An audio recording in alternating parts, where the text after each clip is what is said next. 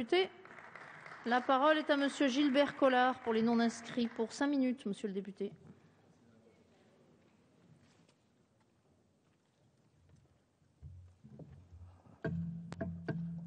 Madame la Présidente, Monsieur le Ministre, mes chers collègues, je vais me permettre, dans cette période de décomplexion complexe, de citer Freud. Il disait « Si on cède sur les mots, on cède sur les choses ». Et j'ai envie de vous dire que ce n'est pas en raccommodant les mots qu'on raccommode la réalité. L'intitulé même de la proposition de résolution européenne me laisse franchement pantois. Il est question d'un gouvernement économique européen. Qui dit gouvernement économique dit existence d'un État fédéral ou confédéral. Je me permets de vous rappeler que le peuple français, le 29 mai 2005, a rejeté cette idée. L'étonnant glissement sémantique sur lequel vous patinez est significatif de quelque chose.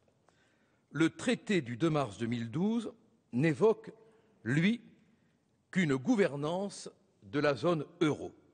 Et vous passez, prestidigitateur de mots, à un gouvernement économique européen. Et pour domestiquer une réalité contraire, fortement enracinée maintenant et quasiment indéracinable, vous parlez d'ancrage démocratique.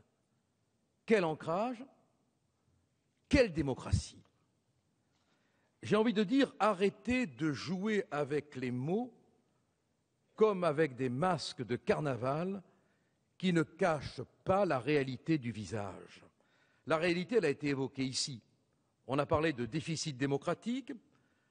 On sait que les 9 premiers articles du traité ne confèrent un pouvoir décisionnel qu'à la seule Commission européenne et qu'il faut attendre l'article 12 pour voir autoriser des réunions informelles des chefs d'État de gouvernement comme s'ils n'avaient même pas de forme tellement ils sont informels. Mais s'invitent à la table de ces ministres intègres les réels décideurs, ceux qui décident et qui décident pour nous. Article 12, tapez à la porte, ils entrent, le président de la Banque centrale européenne et le président de la Commission européenne. En clair, on l'a dit, je m'excuse de le répéter, qu'on le veuille ou non, ce sont les technocrates européens qui distribuent les cartes et ce sont les chefs d'État des nations qui sont invités à fournir les jetons. En vérité, c'est le Parlement européen qui subit la pire humiliation. Dans ce même article 12, paragraphe 4, et je lis mot à mot, comme dans une marche funèbre, le président du Parlement européen peut être invité à être entendu. Il devra attendre, le pauvre homme, un Bristol pour se voir offrir un strapontin. La résolution de notre collègue Karesh tente, excusez-moi de le dire, d'opérer un rétro-pédalage sémantique sur un pédalo humiliant.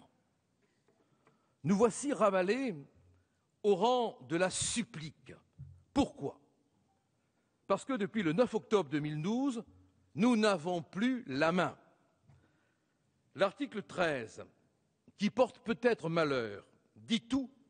Il évoque les parlements nationaux avec un petit p et le Parlement européen avec un P majuscule.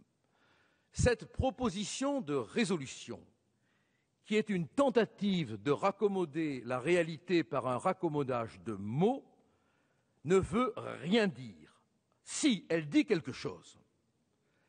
Elle dit que vous avez constaté maintenant que vous vous êtes fait faire les poches et vous courez après le voleur qui n'est finalement député qui avait voté le traité que vous-même.